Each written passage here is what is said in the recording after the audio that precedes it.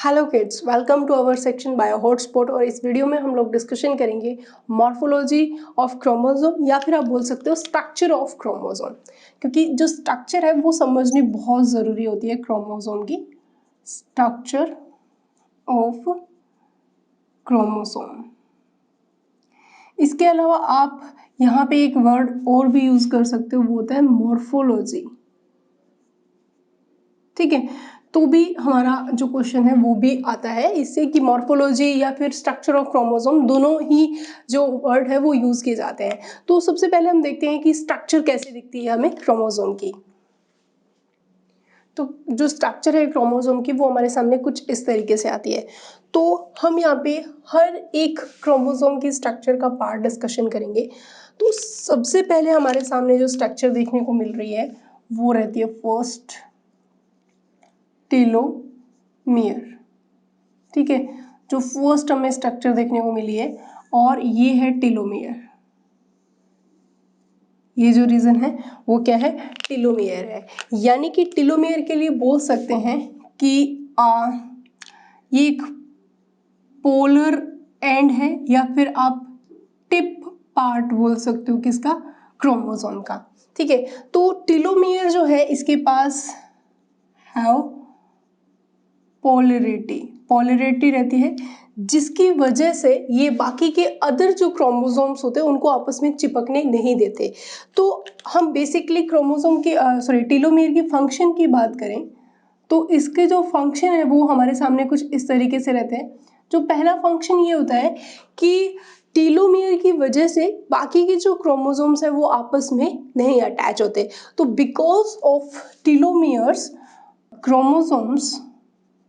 chromosomes are not united with each other। ठीक है, दूसरा इसका फंक्शन है ये सिक्रीट करता है एक एंजाइम जिसका नाम है टेलोमेरेज। ठीक है, और ये जो टेलोमेरेज एंजाइम है इसका अगर फंक्शन देखें तो इसका बेसिकली फंक्शन होता है टेलोमियर की जो लेंथ है उसको मेंटेन रखना। ठीक है, अब नेक्स्ट जो थर्ड हमारे पास टेलोमेयर का फंक्शन आता है वो क्या है कि टेलोमेयर जो रहता है यानी कि ये एसोसिएटेड होता है, associated with ageing of organism. ठीक है, तो अगर किसी ऑर्गेनिज्म की जैसे जैसे एज बढ़ेगी तो उसके अंदर जो टेलोमियर की लेंथ है वो क्या होती जाएगी, डिक्रीज होती जाएगी। इट्स अ वेरी इंपॉर्टेंट कि जैसे जैसे किसी ऑर्गेनिज्म की एज बढ़ती जाती है तो टेलोमियर की लेंथ क्या होती जाएगी, छोटी होती जाएगी। तो ये मेन पॉइंट्स थे किसके बारे में, टेलोमियर के बारे में। टेलोमियर के जस्ट बाद हमें जो सेकंड स्ट्रक्चर देखने को मिलती है वो है एक पतली सी मेम्ब्रेन हमारे सामने दिख रही है। इस मेम्ब्रेन को हम क्या बोलते हैं, पेलिकल। ठीक है, अब ये जो पेलिकल मेम्ब्रेन है अगर हम इसके बारे में बात करें, यानी कि ये जो मेम्ब्रेन है वो क्या है, पेलिकल मेम्ब्रेन। ये एक मेम्ब्रेन है पहली बात तो, और किसकी बनी होती है, ये प्रोटीन की बनी हुई होती है। ठीक है, दूसरी चीज जो पेलिकल है वो बेसिकली एक आउटर कवरिंग तो बनाता ही बनाता है, प्लस जो पेलिकल पार्ट है क्रोमोसोम का वो नॉन जेनेटिकल पार्ट है, non genetical part of chromosome.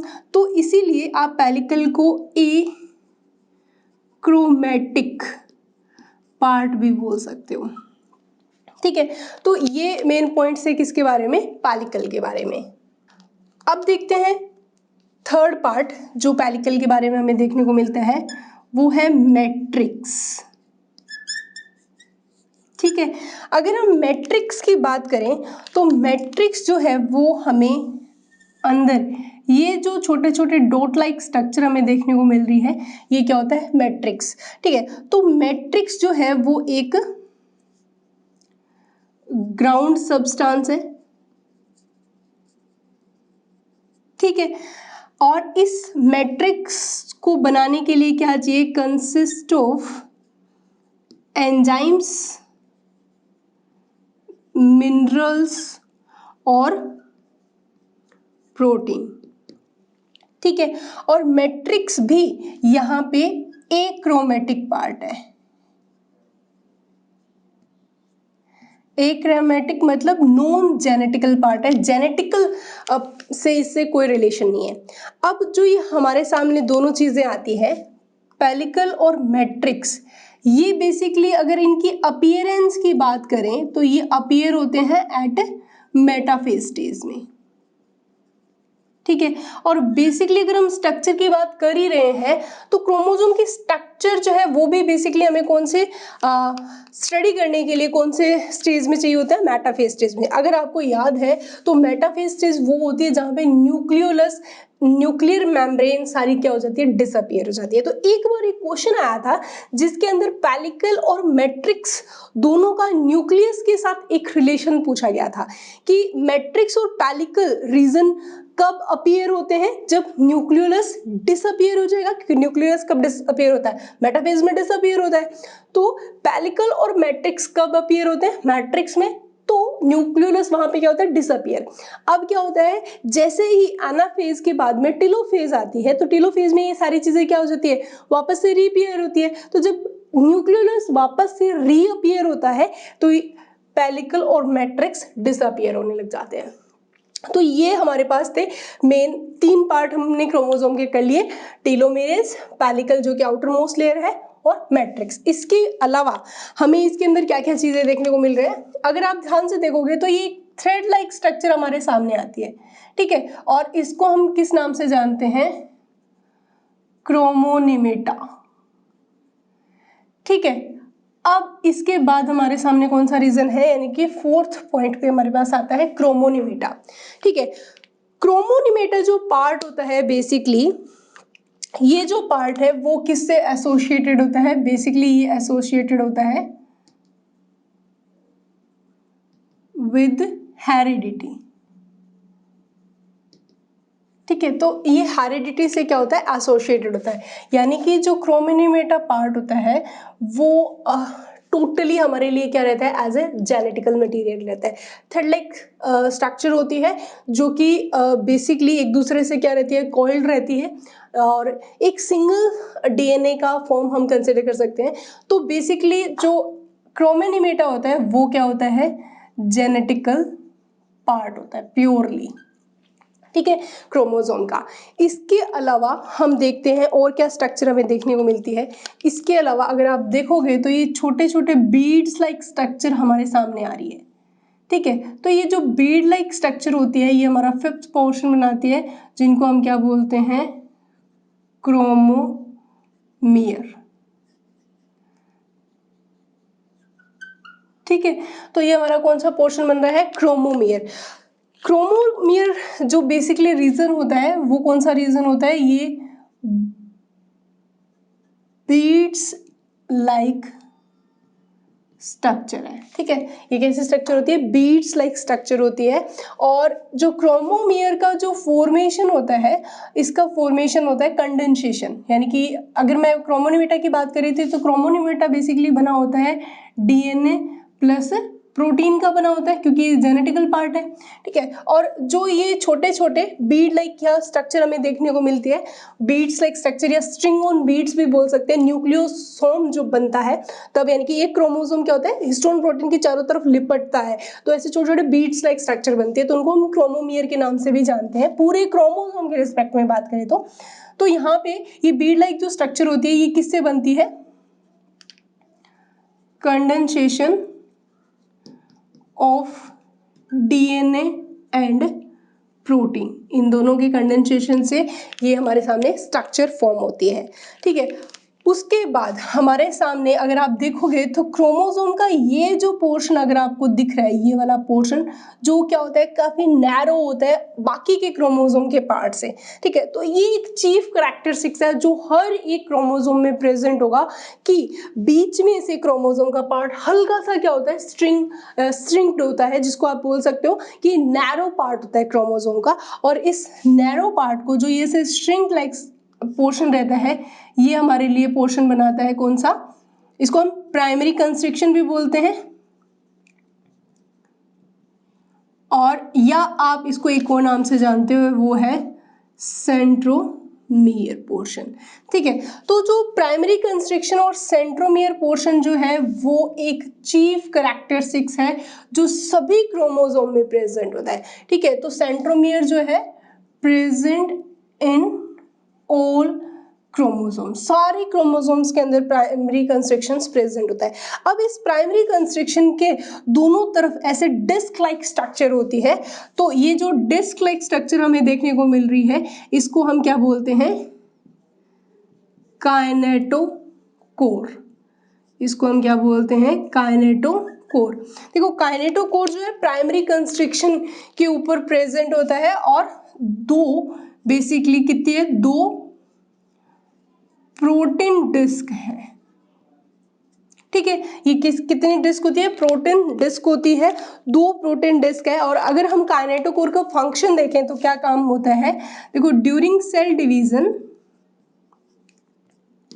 Spindle जो फाइबर होते हैं,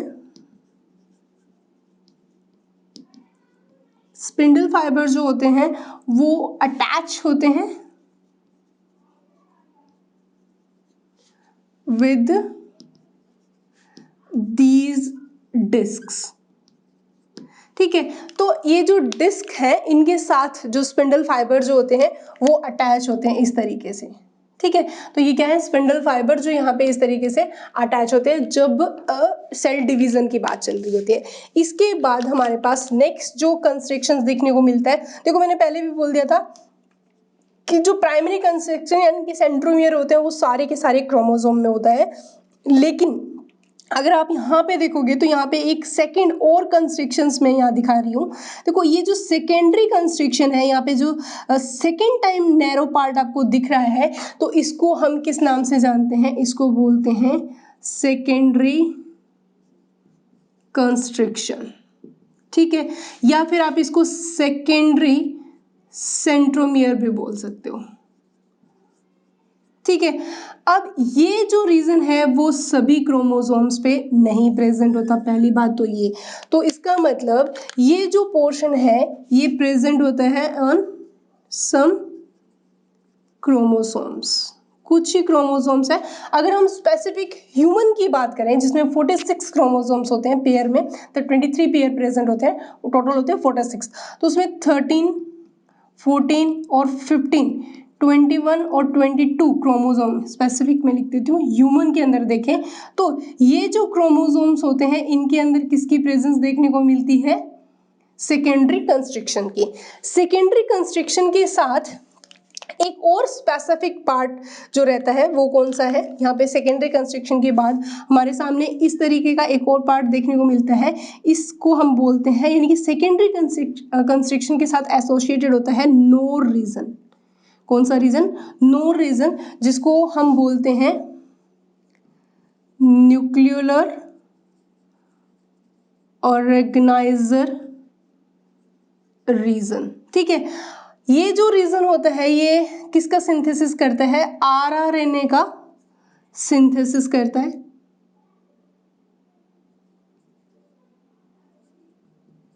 ठीक है। तो अब ये आरआरएनए आगे इसका फॉर्मेशन करता है, राइबोसोम का फॉर्मेशन करता है, ठीक है। तो नो रीजन बेसिकली किसके लिए होता है, आरआरएनए के फॉर्मेशन के लिए होता है, जो आगे आरएनए का क्या करता है, फॉर्मेशन, राइबोसोम का फॉर्मेशन करता है, क्योंकि आरआरएनए और प्लस प्रोटीन आपस में मिलकर क्या बनाते हैं, राइबोसोम्स का फॉर्मेशन करते हैं। और जो नॉर रीजन होता है वहां पे एक और स्ट्रक्चर भी प्रेजेंट होती है, वो कौन से होते हैं, न्यूक्लियोलस रीजन होता है, एक और रीजन होता है, इस तरीके से हम बना देते हैं। तो ये रीजन कौन सा होता है, न्यूक्लियोलस। ठीक है, तो अगर आपसे पूछा जाए न्यूक्लियोलस रीजन भी कहाँ पाया जाता है, नो रीजन के पास, और सेकेंडरी कंस्ट्रक्शन में भी नो रीजन प्रेजेंट होता है। आफ्टर नो रीजन यानी कि सेकेंडरी कंस्ट्रक्शन, अगर हम ये इतना पोर्शन छोड़ दें, इसके बाद का जो बचा हुआ पार्ट है यहाँ से लेके और यहाँ तक का जो पार्ट है, ये वाला पार्ट, इस पार्ट को हम क्या बोलते हैं, इस पार्ट को बोला जाता है सैटेलाइट। क्या बोलते हैं, सैटेलाइट। ठीक है, या फिर आप इस रीजन को एक और नाम से भी जानते हैं, वो रीजन है टारबेंट। ठीक है, और ये जो क्रोमोसोम का पार्ट है, इस क्रोमोसोम को इसको आप सेट क्रोमोसोम भी बोल सकते हो, क्रोमोसोम। देखो मैंने पहले भी बता दिया था कि जो सैटेलाइट रीजन है या फिर सेकेंडरी कंस्ट्रक्शन है, वो सारे के सारे क्रोमोसोम्स में नहीं होता, कुछ स्पेसिफिक क्रोमोसोम्स होते हैं जहाँ पे सेकेंडरी कंस्ट्रक्शंस देखने को मिलते हैं। तो सेकेंडरी कंस्ट्रक्शन के बाद का जो रीजन होता है, यानी कि ए पार्ट, अब आप इसके अंदर ऐसे लिख सकते हो, a part beyond the secondary construction, जो पार्ट बनता है जिसको आप सैटेलाइट या टारबेंट बोल सकते हो, और या फिर आप इसको सेट क्रोमोसोम बोल सकते हो। तो सेट का जो अगर हम प्रॉपर इसको इसकी फुल फॉर्म देखें तो हमारे लिए जो फुल फॉर्म बनती है वो बनती है साइन एसिडो थाइमोन्यूक्लिनिको। ठीक है, तो ये हमारे पास जो फुल फॉर्म बनती है वो किसकी आती है, सेट की फुल फॉर्म रहती है। और जो बाकी का जो पोर्शन जो हमारे पास सामने आता है वो वापस से कौन सा पोर्शन आ गया, टीलोमियर रीजन, जो कि एक एंड पार्ट होता है किसका, क्रोमोसोम का। ठीक है, एंड पार्ट ऑफ क्रोमोसोम। ठीक है, तो ये है हमारे जो मेन टर्म्स हैं जो कि किस किस स्ट्रक्चर से एसोसिएटेड होते हैं, स्ट्रक्चर ऑफ क्रोमोसोम, या फिर आप बोल सकते हो मॉर्फोलॉजी ऑफ क्रोमोसोम, जिसके अंदर ये सारे के सारे पोर्शन क्लियर होने चाहिए। और ये सारे की सारी टर्म्स होती है वो काफ़ी कंफ्यूजन क्रिएट करती है, बच्चों को एग्जाम टाइम में क्लियर नहीं हो पाता। तो सारे के सारे क्वेश्चन जो अब तक क्रोमोसोम की स्ट्रक्चर से पूछे गए हैं, वो सारे के सारे क्वेश्चंस इन पूरे जो स्ट्रक्चर जो मैंने आपको बताया है इसके अंदर सारे के सारे क्वेश्चंस के आंसर है। तो एक हल्का सा रिकॉलिंग करें तो क्रोमोसोम में हमें क्या क्या देखने को मिलता है, ये है टीलोमेरेज रीजन, जो कि एजिंग के साथ क्या होता है, कम होता रहता है टीलोमेरेज रीजन।